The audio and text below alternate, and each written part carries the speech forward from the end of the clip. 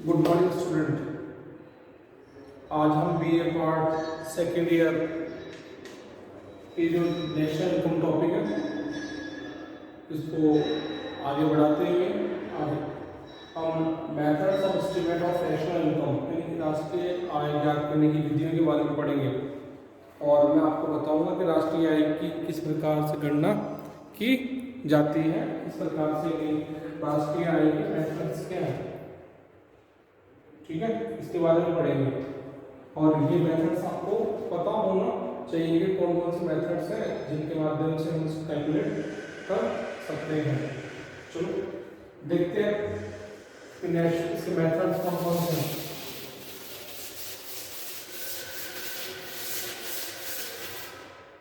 देखो, methods of estimate of national income के तीन मेथड हैं। एक प्रोडक्ट मेथड जिसे हम उत्पाद विधि बोलते हैं, उत्पाद विधि। दूसरी विधि है आय विधि। तीसरी है व्यय विधि। व्यय विधि, इन तीनों के माध्यम से हम राष्ट्रीय आय प्राप्त कर सकते हैं।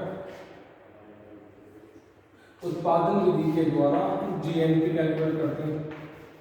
क्या कैलकुलेट करते हैं? जीएनपी। आय विधि के द्वारा जीएनआई कैलकुलेट करते हैं, नेशनल इनकम। और इसके अनुसार जीएनआई जीएनई नेशनल एक्सपेंडिचर करते हैं।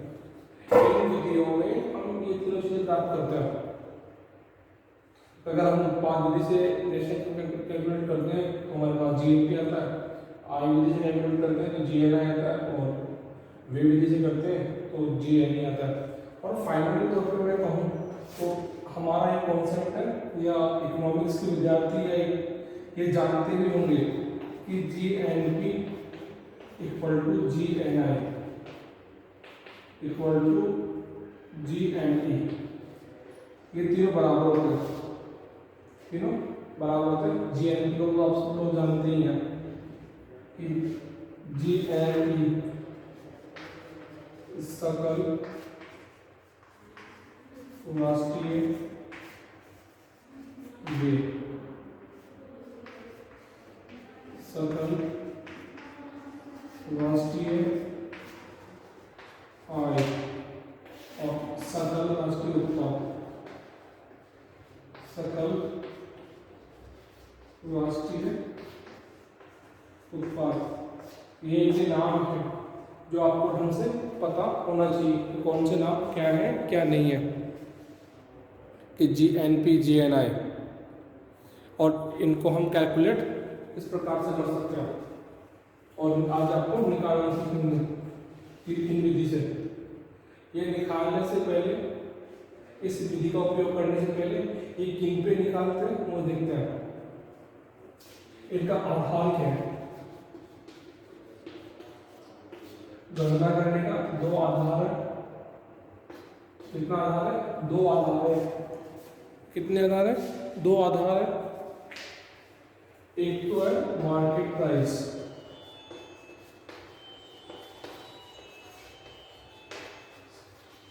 दूसरा है फैक्टर कॉस्ट। कौन सा? Sorry, factor cost. Market price, factor cost. देखो, देश में जितना प्रोडक्शन होता है, जितना इनकम होता है, जितना खर्चा होता है, उसको कैलकुलेट करने के दो तरीके होते हैं। एक तो मार्केट प्राइस और एक फैक्टर कॉस्ट। अब ये है क्या चीज, उसके बारे में बात करते हैं one by one.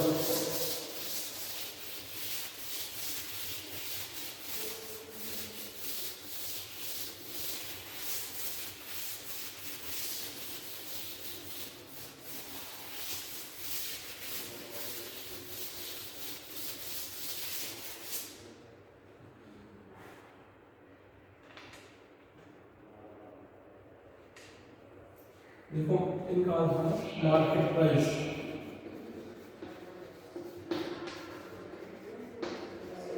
Market price यानी कि इसमें सामान्य मतलब ये है कि एक वर्ष की अवधि में एक देश के द्वारा जो भी उत्पादन होता है, अगर उसको बाजार कीमतों से गुणा करते हैं तो जो भी प्राप्त होगा वो आपको मार्केट प्राइस होगा। जैसे मान लो ये एक पहली वस्तु है x1, ये दूसरी वस्तु है x2, ऐसी वस्तु है x3।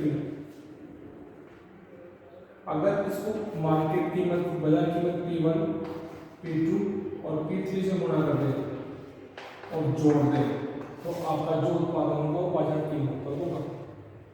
किस पर होगा? बाजार कीमत पर होगा। तो इस प्रकार से हम मार्केट बाजार प्राइस पर नेशनल इनकम को कैलकुलेट कर सकते हैं। सेकंड है आपका फैक्टर कॉस्ट। फैक्टर कॉस्ट कौन सी कॉस्ट? Factor cost.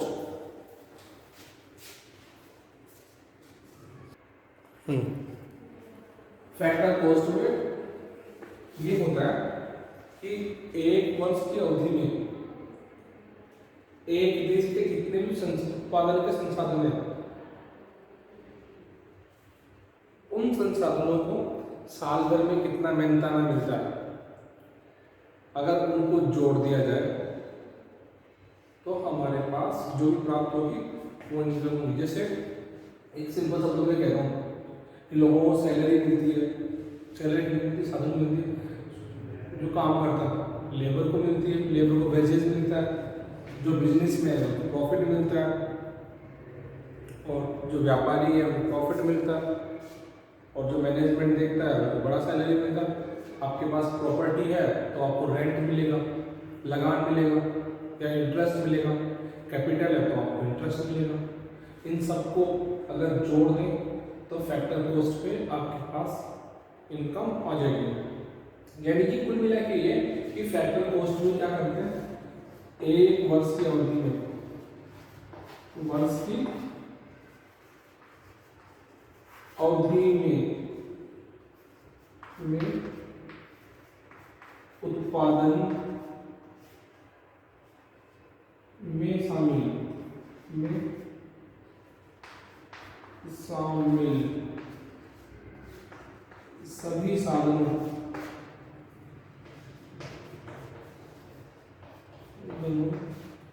को प्राप्त होने वाली आय, तो प्राप्त होने वाली आय को अगर जोड़ दें, एक वर्ष की अवधि में उत्पादन के सभी साधनों को प्राप्त होने वाली आय को जोड़ दें तो हमारे पास फैक्टर कॉस्ट पर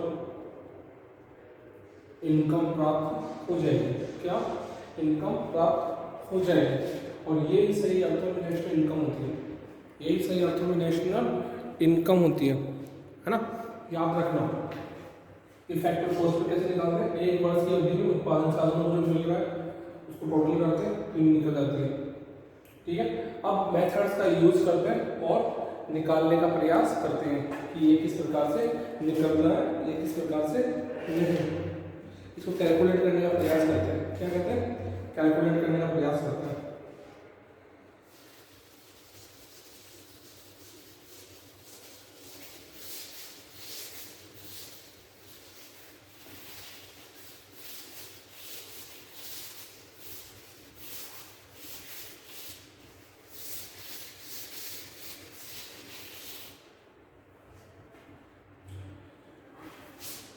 देखो पहली उत्पाद विधि, कौन सी विधि है? उत्पाद विधि। इस विधि के अंतर्गत एक वर्ष में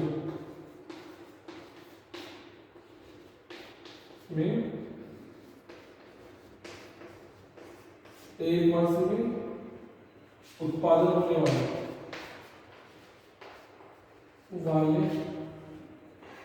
सभी अंतिम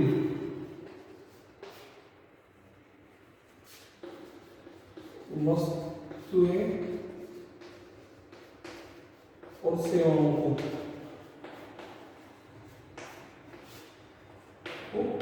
जोड़ते हैं। क्या करते हैं? जोड़ते हैं भाई।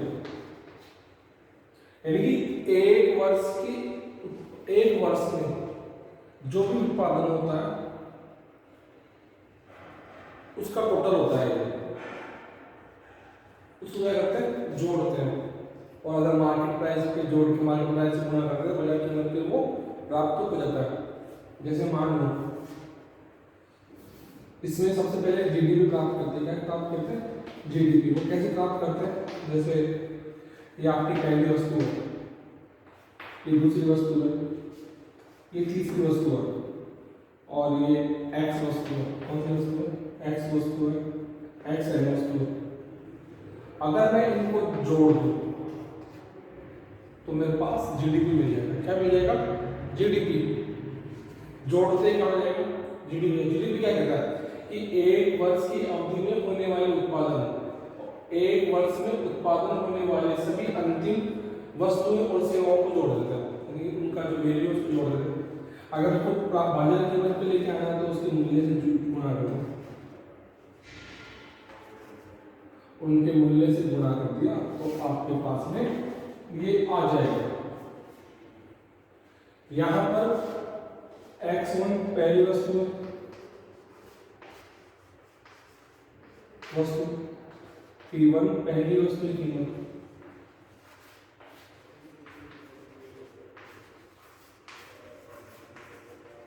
P1, x2 दूसरी वस्तु, और P2 दूसरी वस्तु की कीमत, दूसरी वस्तु की कीमत।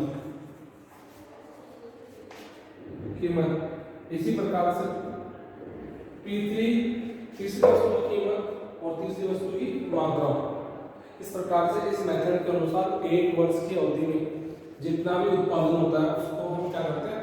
जोड़ देते हैं। क्या कर लेते हैं? जोड़ लेते हैं और राष्ट्रीय आय की गणना करने का प्रयास करते हैं। ठीक है, इसमें जो उत्पादन होता है उसको कर लेते हैं और हमारे पास राष्ट्रीय आय मिलती है। इसका एक सब्स्टिट्यूट मेथड होता है जिसे हम उत्पाद विधि बोलते हैं, सॉरी मूल्यवर्धित विधि बोलते हैं। क्या बोलते हैं? मूल्यवर्धित विधि, वर्धित विधि। ये इसकी उप मेथड है, इसको भी समझते हैं। इसका फॉर्मूला हम यहाँ बराबर नहीं लगाते, इस सिग्मा और ट्रिपल लाइन किसने है? ट्रिपल लाइन का मतलब होता है ये समतुल्य के बराबर है, इसके ऊपर आसपास होता है लेकिन बैलेंस है, यानी तुलनात्मक रूप से आसपास से इसका मूल्य बराबर है, तो ये दोनों बराबर है। अगर ये ऐसा होता तो GDP equal P1 x1 P2 x2 ऐसा कुछ लिखा होता है, उसका मतलब दोनों 100% बराबर है। जैसे z इक्वल टू 2, तो इसका मतलब z का वैल्यू किसके बराबर 2 है, लेकिन ऐसा लिखा हुआ है z इक्वल टू, तो इसका मतलब होता है कि इसका मूल्य इसके बराबर हो सकता है, आसपास है, और इसका मतलब होता है इन दोनों का वैल्यू क्या है? फिक्स है। तो यहाँ पे मैंने ट्रिपल लाइन खींची है, तो इसका मतलब होता है कि जो टोटल होगा वो इसके बराबर है। ठीक है, नेशनल इनकम निकालते हैं और एक साल के लिए निकालते हैं। तो एक साल लेगा, आपने जीडीपी कैलकुलेट किया है तो जीडीपी बस, और ये मार्केट प्राइस पे, इसीलिए एट मार्केट प्राइस। इस प्रकार से इस मेथड से जीडीपी कैलकुलेट करते हैं। ठीक है, इससे आपके पास में एक देश में जितना उत्पादन होगा शामिल होता है। ऐसा कैलकुलेट करने के बाद जो जीडीपी एट मार्केट प्राइस आएगा, कौन सा प्राइस आएगा? GDP at market price. हाँ, इस जीडीपी एट मार्केट प्राइस में से x माइनस m जोड़ेंगे तो हमारे पास GNP आ जाता है। GNP क्या होता है? GNP आता है। और हमारा पहला मेथड कंप्लीट। पहला मेथड से नेशनल इनकम इस प्रकार से हम कैलकुलेट कर सकते हैं। क्या कर सकते हैं? कैलकुलेट कर सकते हैं, और ये काफ़ी इजी भी है और अपने को समझ में भी आता है। आगे चलते इसको समझते हैं मूल्यवर्धित विधि को, इसकी उप विधि को।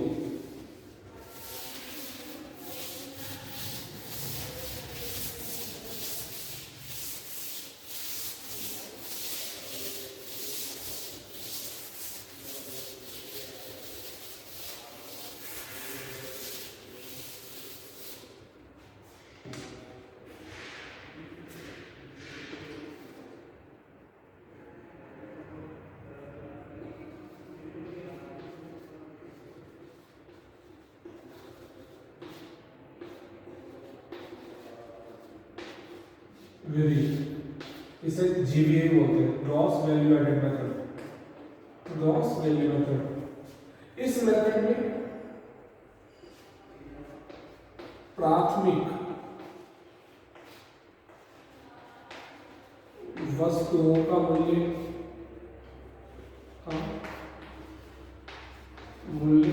प्लस वस्तु का बड़ा मूल्य, वस्तु का बड़ा मूल्य, बड़ा हुआ मूल्य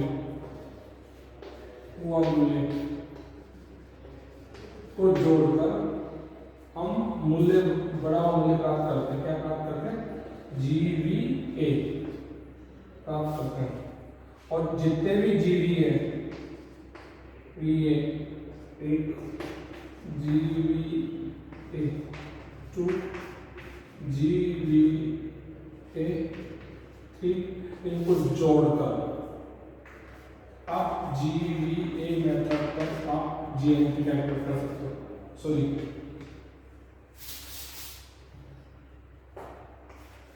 जीएनपी एट जीवीए कैलकुलेट कर सकते हो। नहीं समझ में आता? कोई बात नहीं, सबको एक बार में समझ में नहीं आता, समझने के लिए धैर्य रखना जरूरी होता है। इस विधि में क्या करते हैं कि जितने भी प्राथमिक वस्तु हैं उनका मूल्य ले जाते हैं, इसमें बड़ा मूल्य सब शामिल करते हैं। जिसे मान लो एक टेबल है, उस टेबल में उसकी करंट प्राइस 200 है। कितना? 200 है। ये टेबल की कॉस्ट है। किसकी कॉस्ट है? टेबल की कॉस्ट है। इसमें 100 रुपीज की लकड़ी है, इसमें 50 रुपए उसकी मजदूरी है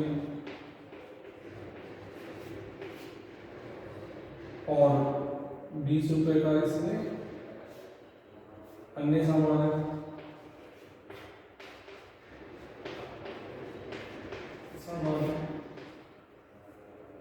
ठीक है, 30 रुपए उसका मुनाफा है, मुनाफा ये है भाई। और इस प्रकार से उसकी प्राइस कितना हो गया? 200। अचानक बढ़ के इसकी 300 प्राइस हो जाती है। कितनी है? ये पी पहली कीमत है और ये P1 दूसरी कीमत।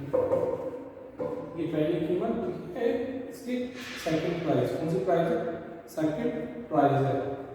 अब हम इस मेथड से माध्यम से निकालेंगे। देखो, प्राथमिक वस्तु का मूल्य, प्राथमिक वस्तु का मूल्य लकड़ी है, मजदूरी है और अन्य सामान है। ठीक है, 100 प्लस 50 प्लस 20 प्लस 30, ये इसका प्राथमिक पहली बार इसका यूज हुआ प्राथमिक। अब इसका मूल्य कितना बढ़ा है? 100। कितना? 100। अभी जितना पहले वस्तु का मूल्य अगर 100 बढ़ा है, या जितने वस्तु अगर मुनाफा को हम 1 मिनट के लिए छोड़ दें, मुनाफा को छोड़ दें, तो ये कितना हो गया? 2। ये एक वस्तु का, पहली वस्तु का बड़ा मूल्य, एक वस्तु का प्राथमिक मूल्य 170 रुपए, इसमें 30 रुपए वो मुनाफा का जोड़ दिया और प्राइस कर दिया कितना? 200 रुपए। तो बड़ा मूल्य कितना? 30 रुपए। कितना रुपए? 30 रुपए बड़ा मूल्य है। दूसरा बड़ा मूल्य कितना है? यहाँ से यहाँ तक आना 400 300 है ना, कितना है? 100 रुपए। तो 30 प्लस 100, हाँ, ये जो 100 रुपए बढ़ा है, ये एक वस्तु में बढ़ा है। इसी प्रकार से जितनी वस्तु पे बढ़ा हुआ मूल्य है उसको जोड़ दें। यानी कि जीवीए का मतलब है पहली वस्तु का बढ़ा हुआ मूल्य, दूसरी वस्तु का बढ़ा हुआ मूल्य, इसी प्रकार तीसरी वस्तु का बढ़ा हुआ मूल्य। यानी कि सारी वस्तु एक वर्ष की अवधि में, इसको ऐसे ना छोड़ के समझे कि एक वर्ष की अवधि में सभी वस्तुओं के बड़े मूल्य को जोड़ दें, तो जीवीए मेथड पर हम सकल राष्ट्रीय उत्पादन प्राप्त कर सकते हैं। यानी कि जीवीए का मतलब पहली वस्तु का मूल्य, दूसरी वस्तु का बड़ा मूल्य, तीसरी वस्तु वस्तु का बड़ा मूल्य। और ये कैसे प्राप्त करते हैं? प्राथमिक वस्तुओं के मूल्य, यानी कि देश की जितनी प्राथमिक वस्तुओं का मूल्य है उसमें बढ़ा हुआ मूल्य जोड़ दे एक देश का, तो हम प्राप्त कर सकते हैं। जैसे GVA फर्स्ट, GVA 2, पहली वस्तु का बढ़ा हुआ मूल्य, दूसरी वस्तु का बढ़ा हुआ मूल्य, तीसरी वस्तु का बढ़ा हुआ मूल्य, इस बढ़े हुए मूल्य को जोड़ दे तो GVA at GNP आ जाएगी। और इसमें प्राथमिक वस्तु का मूल्य जोड़ते ही हमारा काम हो जाएगा। इस प्रकार से हम नेशनल इनकम कैलकुलेट कर सकते हैं। क्या कर सकते हैं? नेशनल इनकम कैलकुलेट कर सकते हैं। ये आपका एक मेथड पूरा होता है।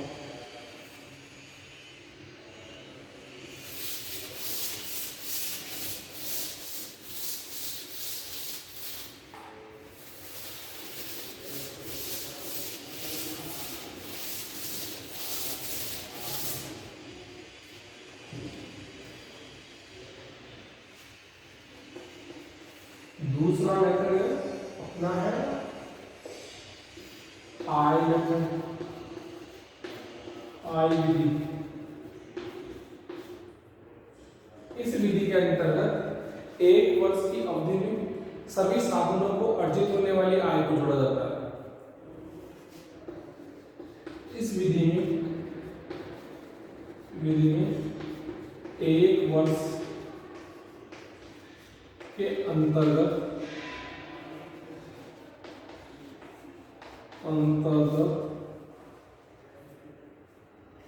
सभी साधनों को प्राप्त होने वाली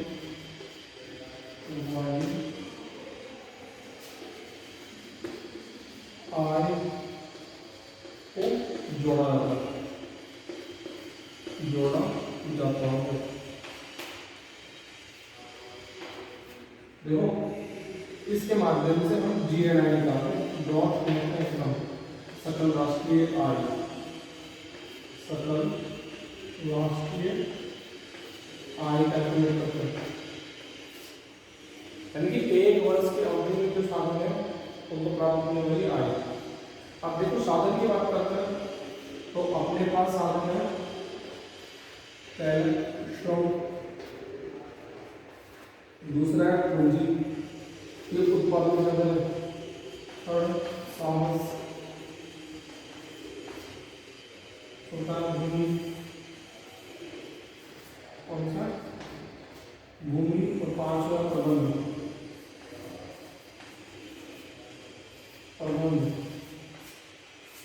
ये साधन है 1, 2, 3, 4, 5।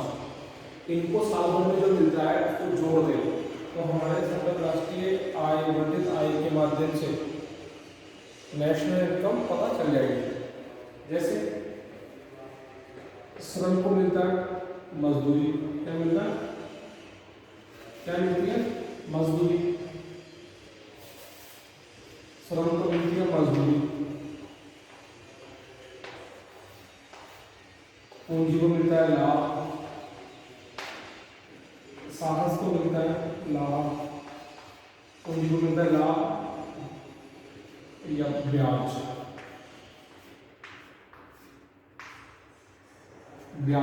मेनली ब्याज ही कहते हैं, लाभ को लगता है ब्याज, लाभ, साहस को मिलता है लाभ, भूमि को मिलता है लगान,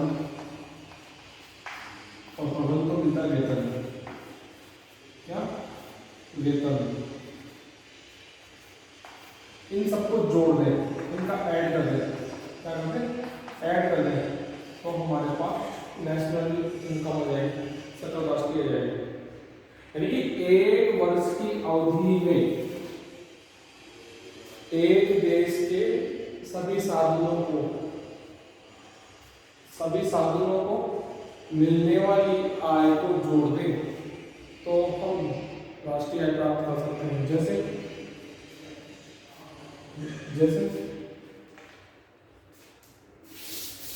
GNI कैलकुलेट करना, ये होगी eight factor cost, W oblique salary oblique profit oblique interest plus rent, इनको जोड़ दें। यानी कि एक वर्ष में जितनी भी मजदूरी मिलती है, जितना भी वेतन मिलता है, जितना भी उसका लाभ हुआ है, जितना भी ब्याज से पैसा हुआ है, जितना भी इंटरेस्ट भूमि से पैदा हुआ है, इनको जोड़ दें तो उसको नेशनल इनकम कहते हैं। इनके अलावा जितना भी जो अर्निंग होता है वो अनलीगल मानी जाती है। क्या मानी जाती है? अनलीगल। क्यों? क्योंकि या तो मजदूर हुआ तो मजदूरी करेगा, या उसका अच्छी कंपनी में या अच्छी संस्थान में काम करो तो सैलरी मिलेगी, अगर खुद का बिजनेस है तो उसको प्रॉफिट मिलेगा, अगर वो पूंजी लगा रखी है तो इंटरेस्ट मिलेगा, अगर उसके पास जमीन है तो उसे लगान मिलेगा। इसी प्रकार से नेशनल इनकम कैलकुलेट करते हैं। ये आपका सेकंड मेथड होगा। कौन सा मेथड होगा? सेकंड मेथड होगा। इसी प्रकार से जो हमारा थर्ड मेथड है उसके बारे में हम स्टडी करेंगे।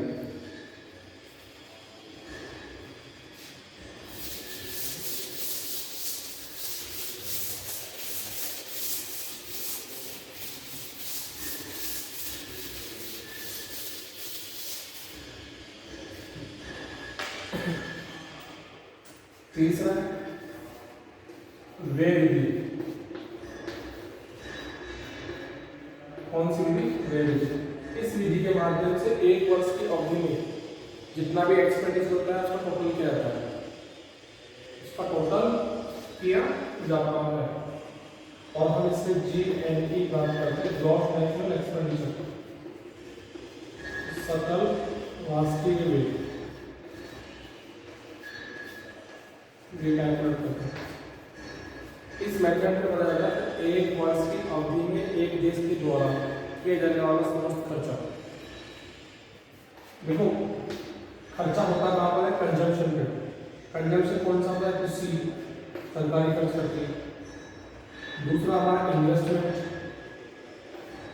तीसरा होता है गवर्नमेंट खर्च, और नेक्स्ट होता है आपका एग्जिम आयात निर्यात खर्च। यह सी का मतलब उपभोग पे खर्च, उपभोग खर्च। आई का मतलब है निवेश खर्च। या जी का मतलब है सरकारी खर्च, सरकारी खर्च। और एक्स एम माइनस आयात निर्यात के लिए वाला खर्च, आयात निर्यात पर।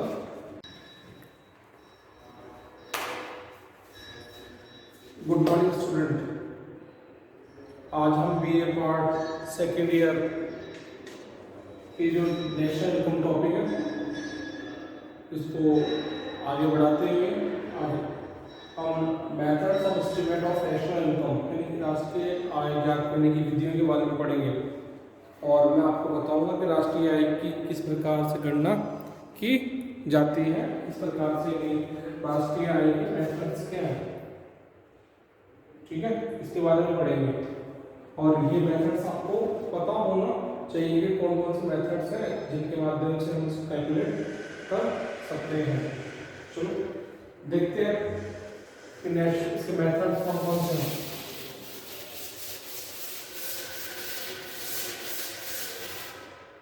देखो methods of estimate of national income, इसके तीन मेथड हैं। एक प्रोडक्ट मेथड जिसे हम उत्पाद विधि बोलते हैं, उत्पाद विधि। दूसरी विधि है आय विधि। तीसरी है व्यय विधि, व्यय विधि। इन तीनों के माध्यम से हम राष्ट्रीय आय प्राप्त कर सकते हैं। उत्पादन विधि के द्वारा GNP कैलकुलेट करते हैं। क्या कैलकुलेट करते हैं?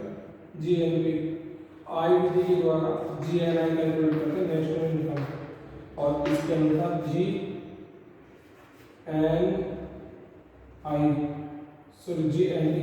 National expenditure.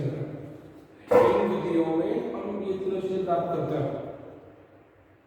अगर हम उत्पाद विधि से नेशनल कैलकुलेट करते हैं तो हमारे पास GNP आता है, आय विधि से कैलकुलेट करते हैं तो GNI आता है, और व्यय विधि से करते हैं तो GNE आता है। और फाइनली तौर पर मैं कहूँ तो हमारा एक कॉन्सेप्ट है या इकोनॉमिक्स के विद्यार्थी या ये जानते भी होंगे कि G N P equal to G N I equal to G N E, ये तीनों बराबर होते हैं, तीनों बराबर होते हैं। जी एन पी को तो आप सब लोग जानते ही हैं कि जी एन ई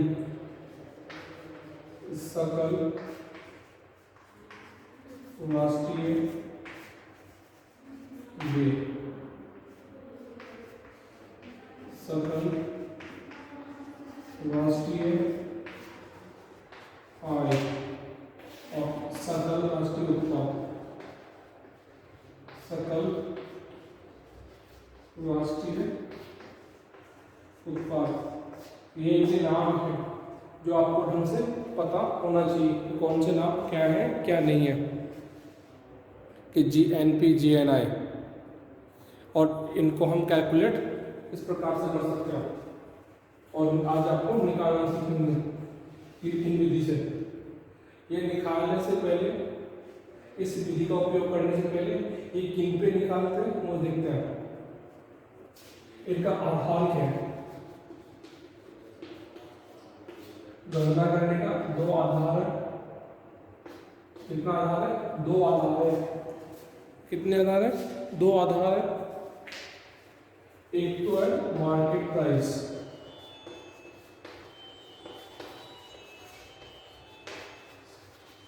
दूसरा है फैक्टर कॉस्ट। कौन सा?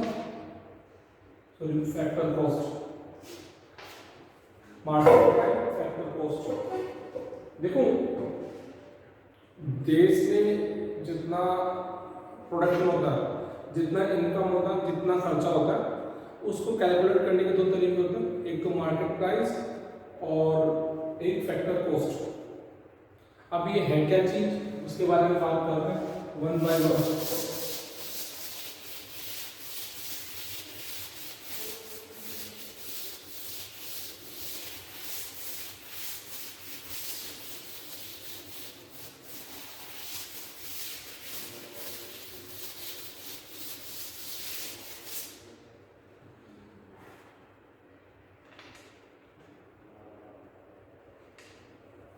देखो, इनका आधार मार्केट प्राइस,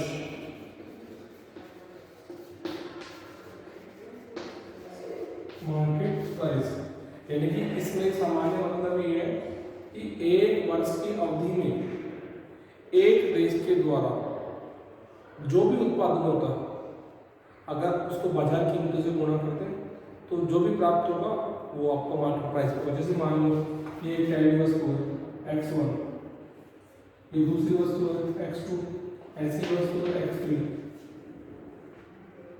अगर इसको मार्केट कीमत, बाजार कीमत P1, P2 और P3 से गुणा कर दे और जोड़ दे तो आपका जो उत्पादन होगा वो बाजार कीमत पर होगा।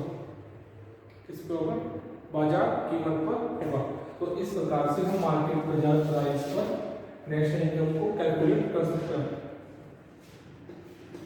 सेकंड है आपका फैक्टर कॉस्ट।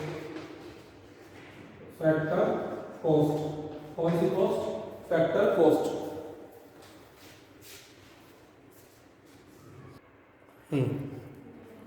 फैक्टर कॉस्ट में ये होता है कि एक वर्ष की अवधि में एक देश के जितने भी उत्पादन के संसाधन हैं,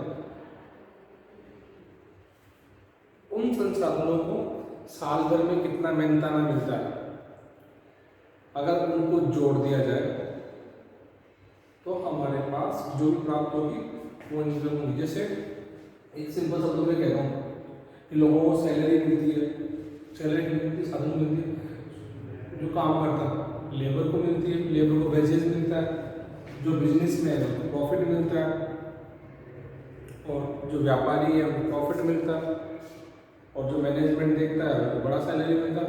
आपके पास प्रॉपर्टी है तो आपको रेंट मिलेगा, लगान मिलेगा या इंटरेस्ट मिलेगा, कैपिटल है तो आपको इंटरेस्ट मिलेगा। इन सबको अगर जोड़ दें तो फैक्टर कॉस्ट पे आपके पास इनकम आ जाएगी। यानी कि कुल मिला के ये कि फैक्टर कॉस्ट में क्या करते हैं, एक वर्ष की अवधि में, वर्ष की अवधि में उत्पादन में शामिल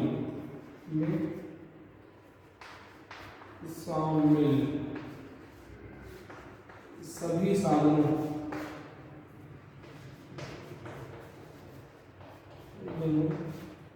को प्राप्त होने वाली आय, तो प्राप्त होने वाली आय को अगर जोड़ दें, एक वर्ष की अवधि में उत्पादन के सभी साधनों को प्राप्त होने वाली आय को जोड़ दें, तो हमारे पास फैक्टर कॉस्ट पर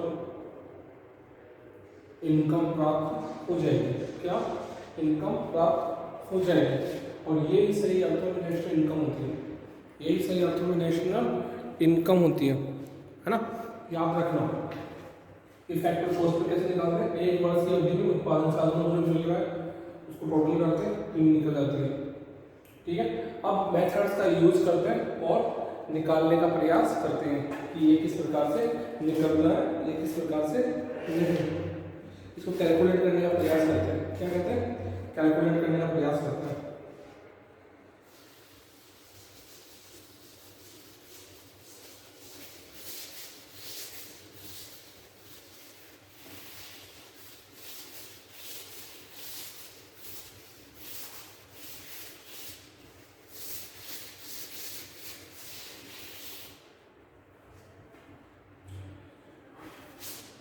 देखो पहले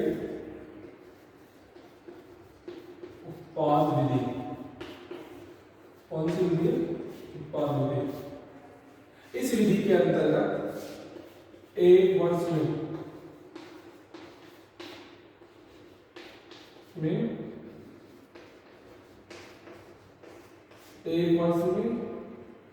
उत्पादन होने वाले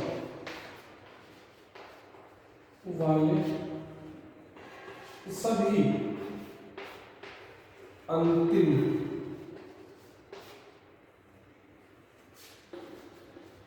वस्तुएं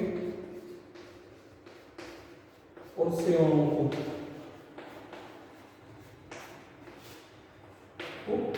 जोड़ते हैं। क्या करते हैं? जोड़ते हैं भाई। यानी कि एक वर्ष में जो भी उत्पादन होता है उसका टोटल होता है, उसको क्या करते हैं? जोड़ते हैं।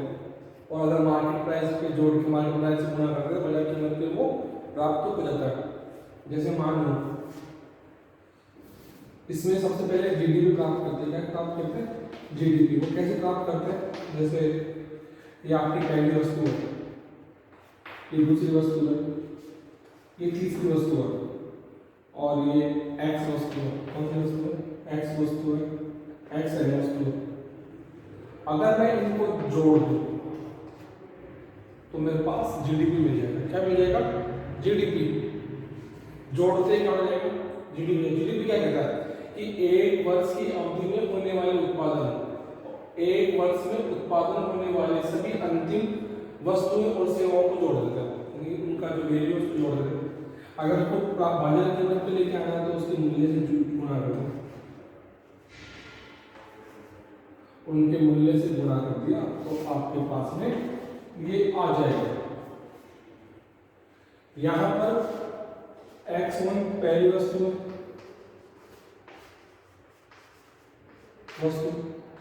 P1 पहली वस्तु की कीमत,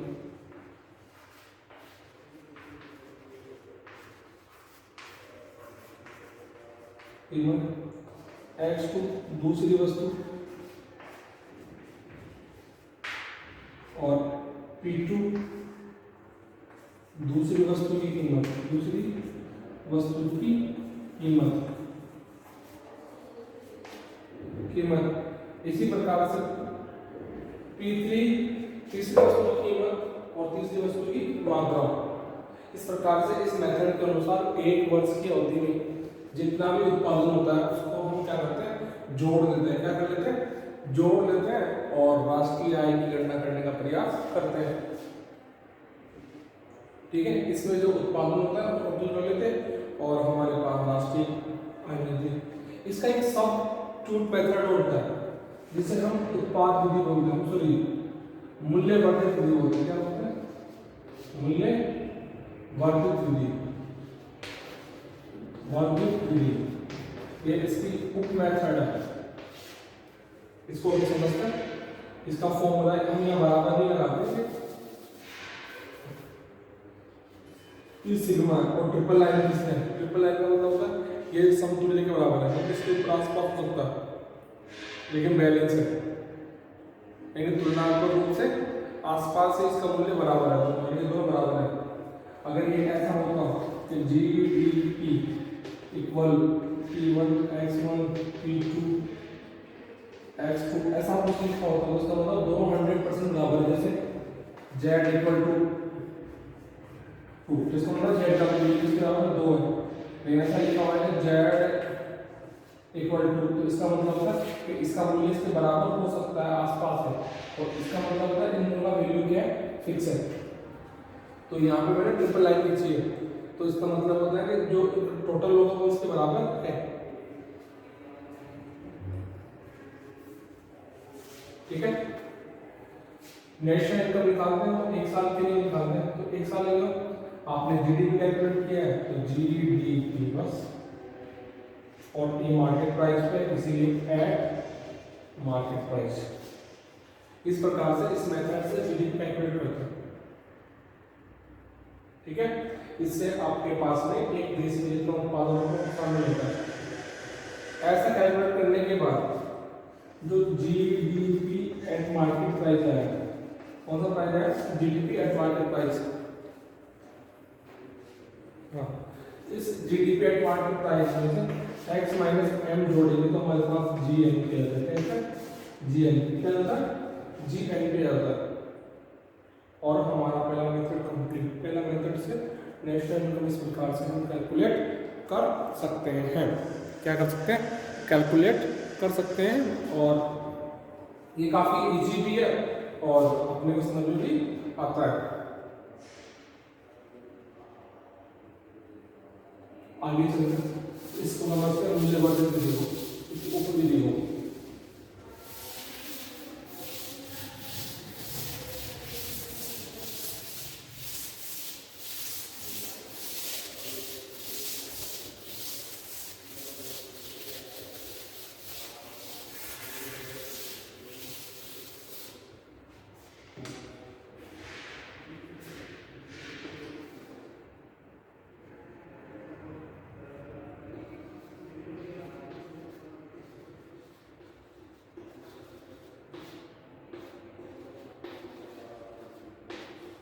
विधि इसे GVA बोलते हैं, ग्रॉस वैल्यू एडेड मेथड।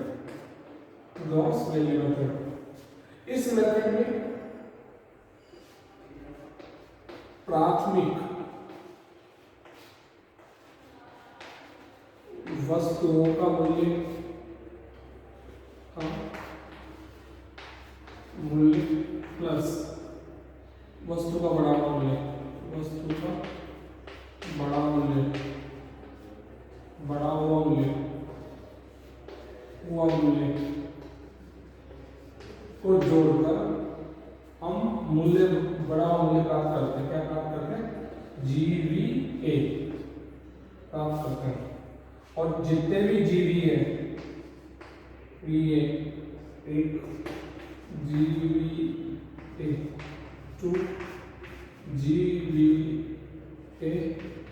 3, इनको जोड़कर आप GVA मेथड पर आप GNP कैलकुलेट कर सकते हो।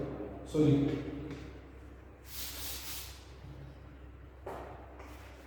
GNP एट GVA कैलकुलेट कर सकते हो। नहीं समझ में आता? कोई बात नहीं, सबको एक बार में समझ में नहीं आता, समझने के लिए ध्यान रखना जरूरी होता है। इस विधि में क्या करते हैं कि जितने भी प्राथमिक वस्तु हैं उनका मूल्य ले लेते हैं, इसमें बड़ा मूल्य से शामिल करते हैं। जिसे मान लो एक टेबल है, उस टेबल में उसकी करंट प्राइस 200 है। कितना? 200 है। ये टेबल की कॉस्ट है। किसकी कॉस्ट है? टेबल की कॉस्ट है। इसमें 100 रुपीज की लकड़ी है, लकड़ी है। इसमें 50 रुपये उसकी मजदूरी है और 20 रुपये का इसमें अन्य सामान है।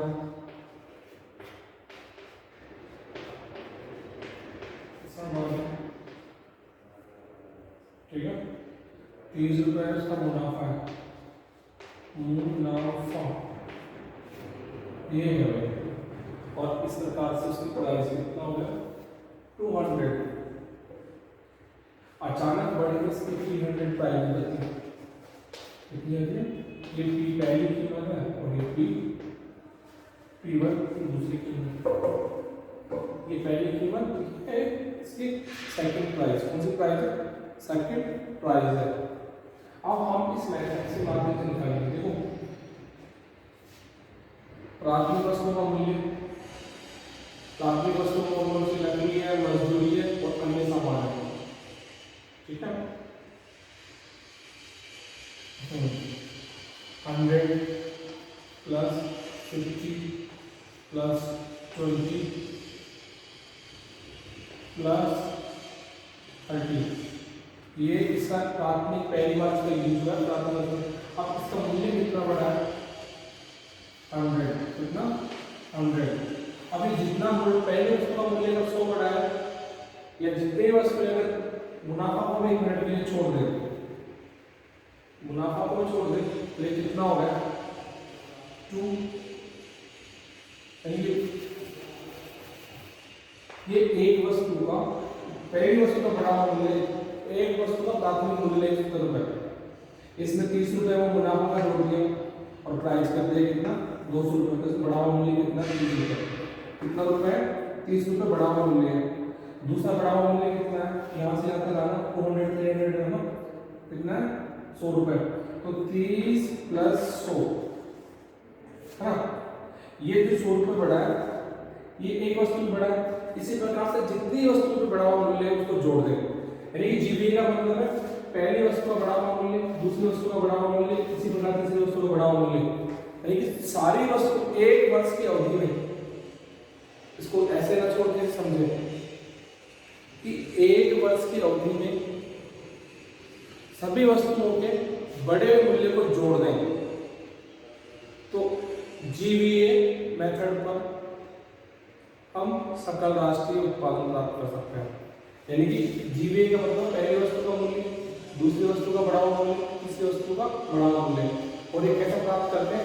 प्राथमिक वस्तुओं के मूल्य, यानी कि देश से जितनी प्राथमिक वस्तुओं का मूल्य है उसमें बड़ा हुआ मूल्य जोड़ दे एक देश का, तो हम प्राप्त कर सकते हैं। जैसे जीवीए फर्स्ट, जीवीए 2, पहली वस्तु का बड़ा हुआ मूल्य, दूसरी वस्तु का बड़ा हुआ मूल्य, तीसरी वस्तु का बड़ा हुआ मूल्य, इस बड़े हुए मूल्य को जोड़ दें तो जीवीए एट जीएन पे जाएगी। और इसमें प्राथमिक वस्तु का मूल्य जोड़ते ही हमारा काम हो जाएगा। इस प्रकार से हम नेशनल इनकम कैलकुलेट कर सकते हैं। क्या कर सकते हैं? नेशनल इनकम कैलकुलेट कर सकते हैं। ये आपका एक मेथड पूरा होगा।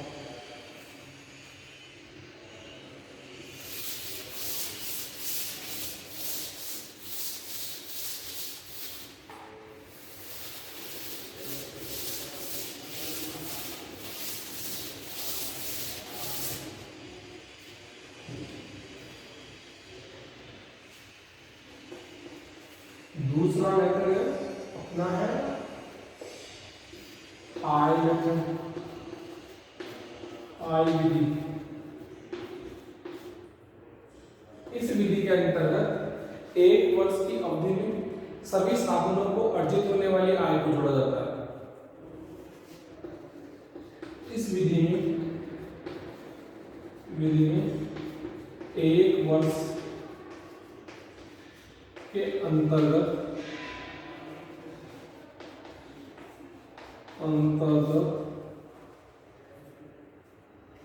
सभी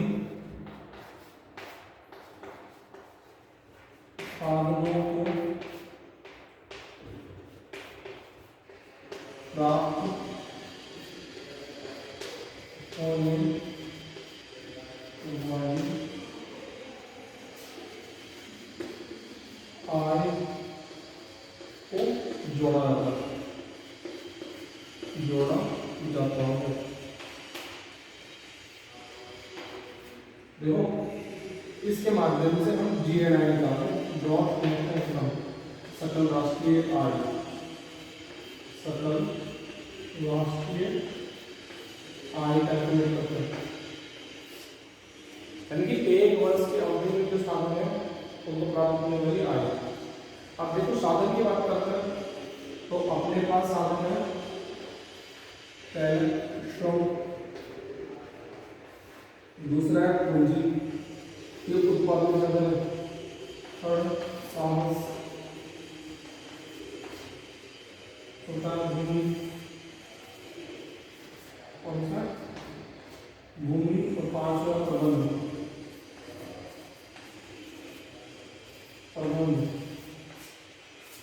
ये साधन है 1 2 3 4 5, इनको साल भर में जो मिलता है उसको जोड़ दे तो हमारे सकल राष्ट्रीय आय वर्धित आय के माध्यम से नेशनल इनकम पता चल जाएगी। जैसे श्रम को मिलता है मजदूरी, क्या मिलता है, क्या मिलती है मजदूरी, श्रम को मिलती है मजदूरी, पूंजी को मिलता है लाभ, साहस को मिलता है लाभ, पूंजी को मिलता है लाभ या ब्याज, ब्याज मेनली ब्याज ही कहते हैं, लाभ को लगता है ब्याज, लाभ, साहस को मिलता है लाभ, भूमि को मिलता है लगान, और प्रबंध को मिलता है वेतन, क्या वेतन। इन सबको जोड़ दें, इनका ऐड कर दें, क्या करते हैं ऐड कर दें तो हमारे पास नेशनल इनकम हो जाएगी, सकल राष्ट्रीय हो जाएगी।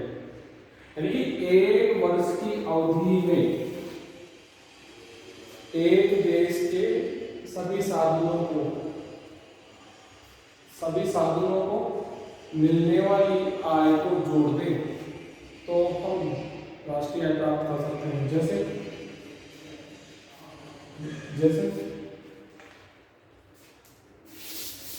GNI कैलकुलेट करना, ये होगी एट फैक्टर कॉस्ट,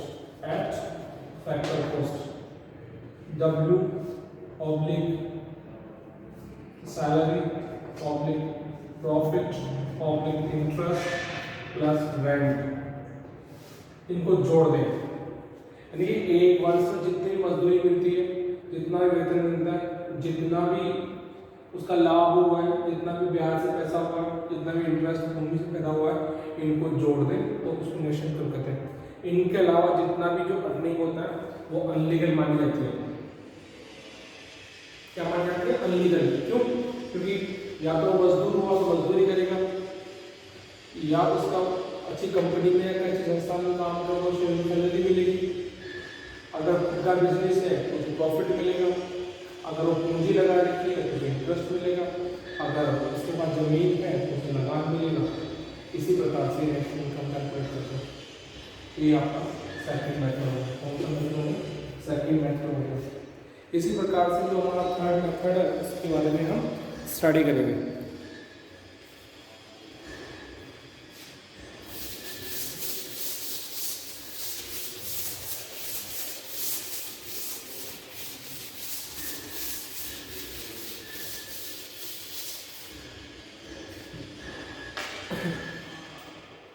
तीसरा वे विधि। कौन सी विधि? वे विधि। इस विधि के माध्यम से एक वर्ष की अवधि में जितना भी एक्सपेंडिचर होता है उसका टोटल किया जाता है, उसका टोटल किया जाता है और हम इससे GNE प्राप्त करते हैं, ग्रॉस नेशनल एक्सपेंडिचर,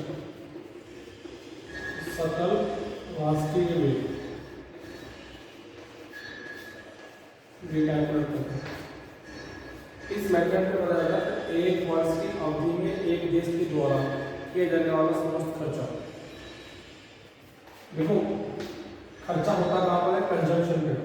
कंजम्पशन कौन सा होता है, कृषि सरकारी खर्च करती है। दूसरा हमारा इन्वेस्टमेंट,